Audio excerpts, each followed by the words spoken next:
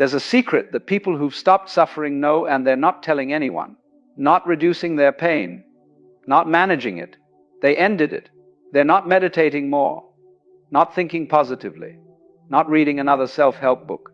They discovered something so fundamental that everything else became unnecessary. And the strangest part? You already know it.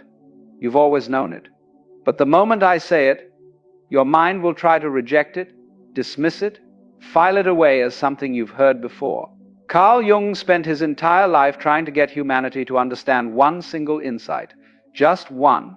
He wrote thousands of pages, treated countless patients, descended into his own psychological underworld, all to communicate something that takes less than 10 seconds to say. But here's the paradox. If this truth lands, truly lands, not in your intellect but in your bones, every self-help book you've ever read becomes unnecessary. Every guru you've ever followed becomes redundant. Every search you've ever undertaken reveals itself as a strange loop. I'm about to tell you what Jung discovered.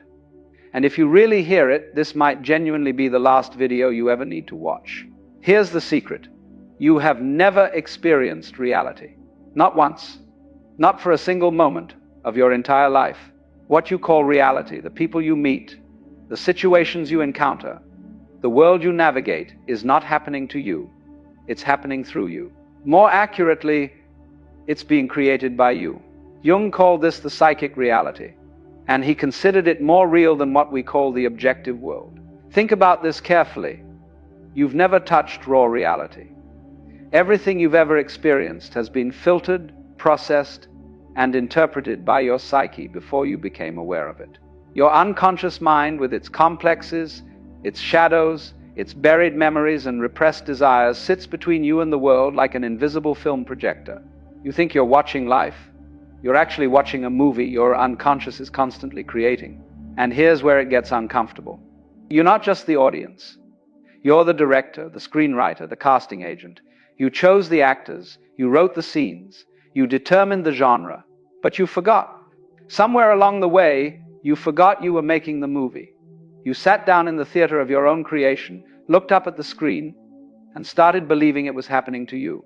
This is what Jung meant when he said we live in a psychological simulation. Not a cosmic matrix, not a spiritual illusion, but a deeply personal construction that we mistake for external truth. Two people can witness the exact same event and walk away with completely different realities. Not opinions, realities.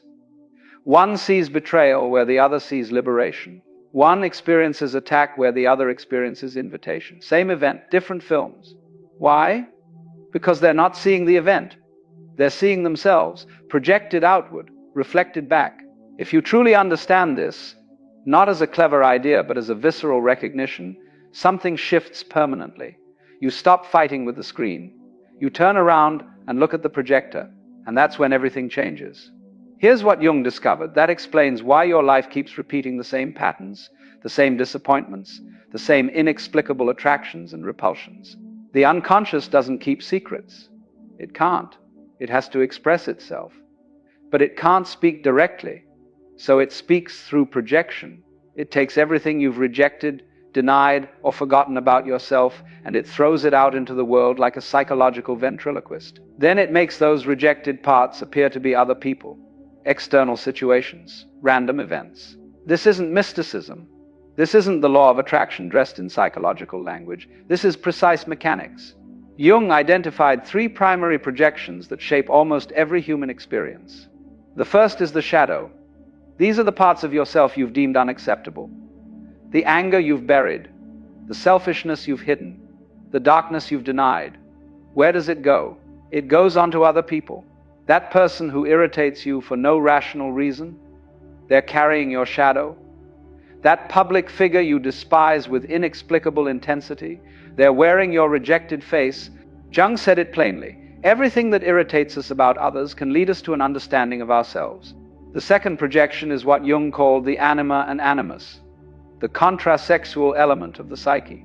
This is why romantic obsession feels so overwhelming. When you fall catastrophically in love, when you can't stop thinking about someone, when their presence seems to complete something missing in you, you're not seeing them. You're seeing your own unlived potential projected onto their form. They become a screen for your own undeveloped self. This is why relationships that begin with obsession often end with disappointment. The projection eventually falls away, and you're left facing an actual human being who never was who you thought they were. They couldn't be. They were never really there. Only your projection was. The third projection involves complexes. These are the psychological knots formed by unprocessed experience, usually from childhood. A complex is like an autonomous personality living inside you, with its own agenda, its own triggers, its own way of hijacking your behavior. And here's what's crucial.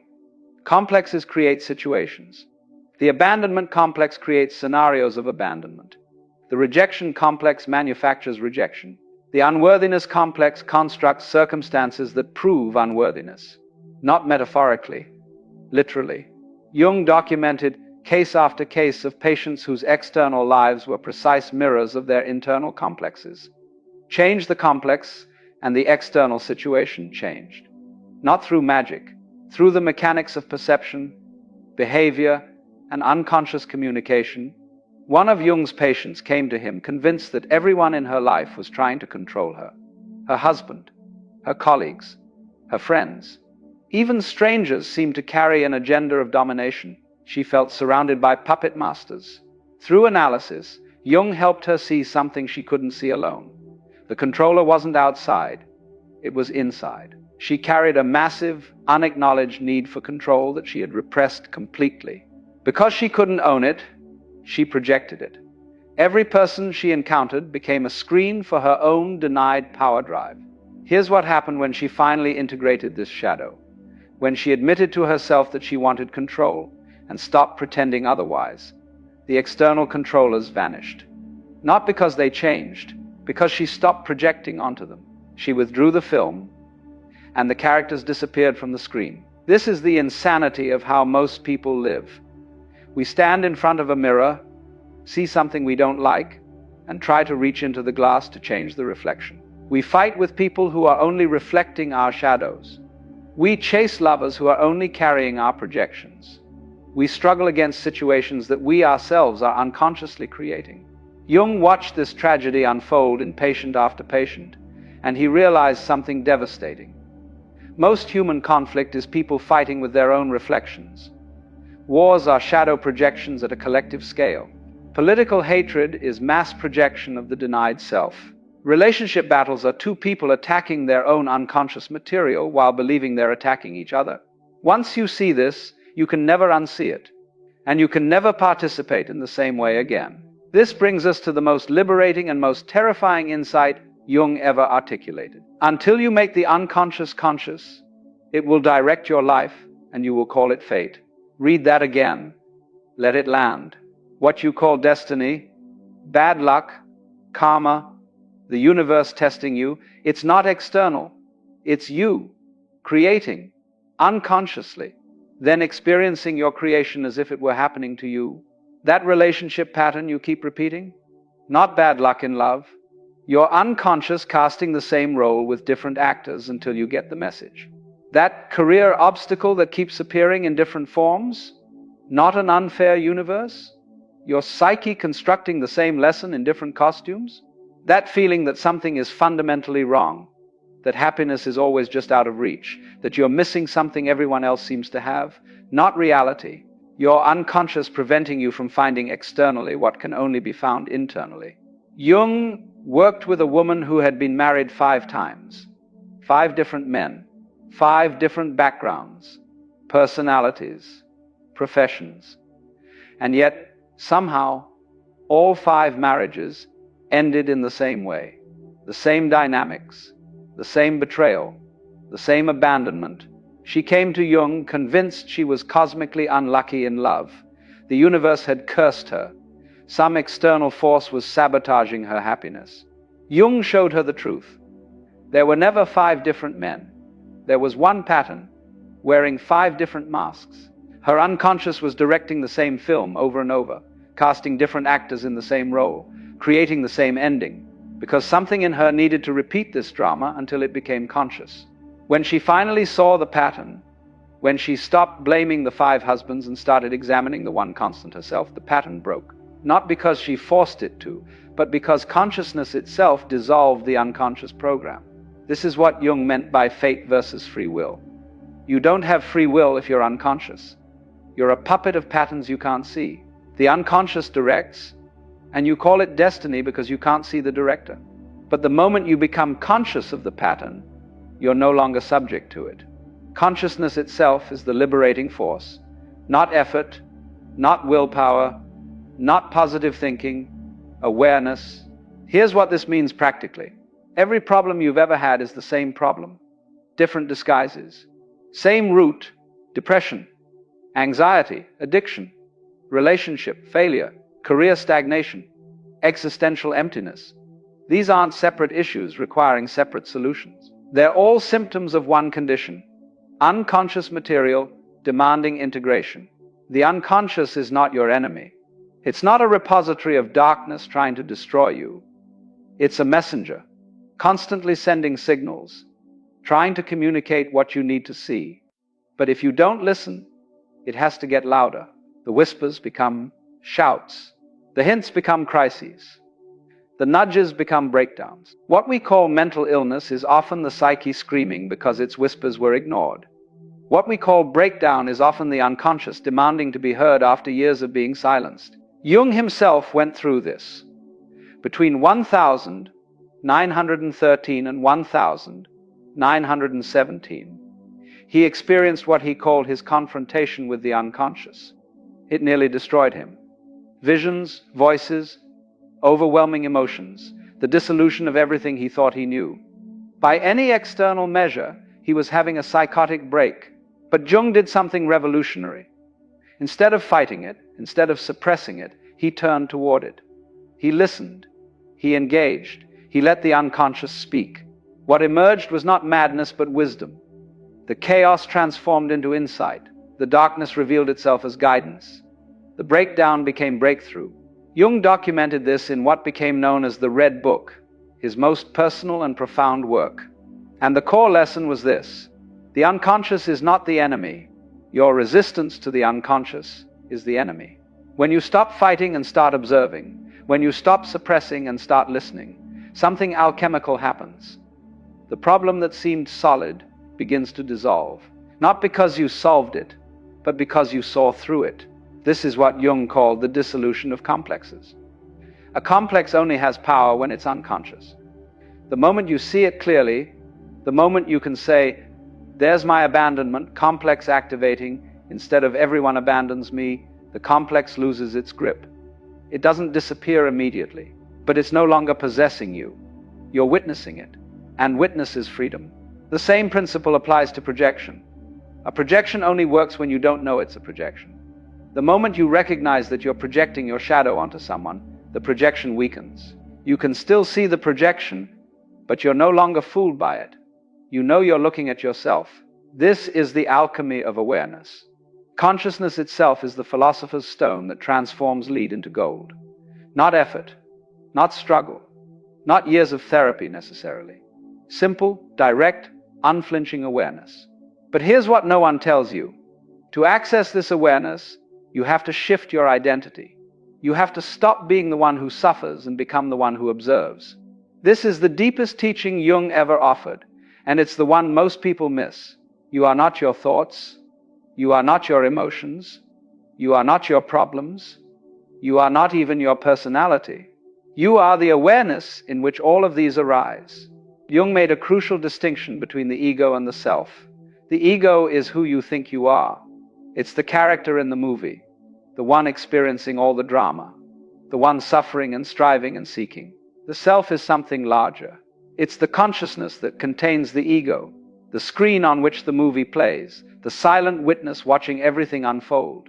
When you identify with the ego, every problem feels personal. Every attack feels directed at you. Every failure feels like your failure. The ego is fragile because it's not ultimately real. It's a construction, a useful fiction that allows you to navigate the world. When you shift identification to the self, something profound happens. Problems don't disappear, but your relationship to them transforms. You're no longer the one drowning. You're the ocean in which drowning happens. You're not the one suffering. You're the space in which suffering arises. This isn't dissociation. This isn't spiritual bypassing. This is the natural state that every wisdom tradition has pointed toward.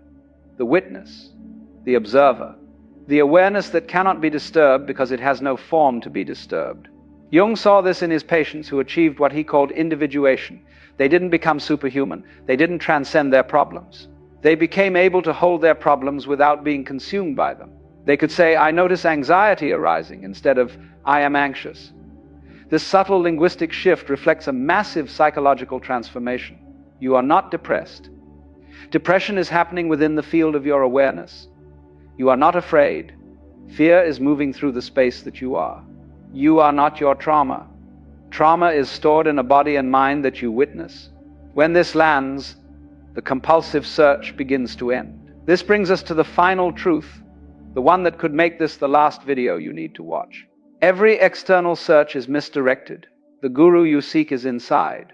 The wisdom you chase is your own. The answer you've been hunting your entire life has been waiting patiently within, obscured only by your certainty that it must be somewhere else. Jung understood this deeply.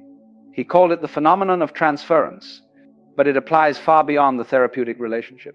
When you find a teacher who seems to speak directly to your soul, when a book feels like it was written specifically for you, when a video seems to contain exactly what you needed to hear, something real is happening, but it's not what you think. You're not receiving wisdom from outside. You're projecting your own inner wisdom onto an external figure so that you can hear it. The teacher is a mirror. The book is a screen. The video is a surface onto which you cast your own knowing. This is why the best teachers always say the same thing in different words. You already know. The truth is already within you. My job is just to remind you of what you've forgotten. Jung watched this pattern throughout his career. Patients would come to him seeking answers. They would project their inner wise figure onto him. They would listen to their own wisdom while believing it came from him. And the therapy was successful to the exact degree that they eventually recognized, this was mine all along. This doesn't diminish teachers or teachings. It reveals their true function. They're not suppliers of truth. They're triggers for recognition. They help you remember what you already know. So here's the practice that could end your search. Stop asking what's wrong with your life. Start asking what your life is trying to show you. That situation that keeps repeating? Ask what your unconscious is trying to make conscious through the repetition. That person who triggers you? Ask what part of yourself you've projected onto them. That emotion that keeps arising? Ask what message it's carrying from depths you've ignored. That pattern you can't break? Ask what complex is directing the drama until you finally see it. Everything is communication. Everything is your psyche trying to wake you up. The problems are not obstacles to your growth. They are your growth disguised as obstacles. This is what Jung meant when he said there is no coming to consciousness without pain. Not because suffering is necessary, but because your unconscious uses discomfort to get your attention. If you were comfortable in your sleep, why would you ever wake up? So here's the final paradox, the one that closes the loop. You are the seeker, and you are the sought. You are the one searching for truth, and you are the truth that's been waiting to be found. The journey of individuation, Jung's term for psychological wholeness, is not about becoming something new. It's about becoming what you already are, removing the masks, not adding new ones, dissolving the false selves, not constructing better ones, recognizing, not achieving. If this lands, and I mean really lands, something permanent shifts. Not because I've given you anything, but because you've recognized something that was always yours. The search doesn't have to continue forever, not because you've found the answer outside, but because you've realized the answer was never outside to begin with. The projector has always been within you. The screen has always been within you. The audience, the director, the entire theater within you. And the one who realizes this? Also you, the deepest you. The one who was never lost, never seeking, never suffering. The witness that remains when all the dramas end. This is what Jung spent his life pointing toward. This is what every authentic teaching ultimately reveals.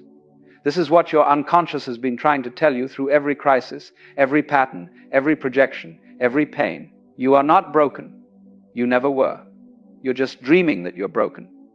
And the dream has felt very real. Wake up. Not to some cosmic truth out there. Wake up to yourself. The self that dreams the dream. The self that projects the movie. The self that has been waiting patiently, eternally, for you to turn around and recognize. This might be the last video you need to watch. Not because it contains the ultimate answer, but because it points you toward the only place the answer has ever been. Within. If this recognition is beginning, if something in you knows that what I'm saying is true, subscribe to this channel where we explore Jung's insights for those ready to stop seeking and start seeing. Watch the video appearing on your screen now about the shadow and how to recognize your own projections in daily life. Remember, you're not here to find the answer. You're here to recognize that you are the answer. And that recognition changes everything.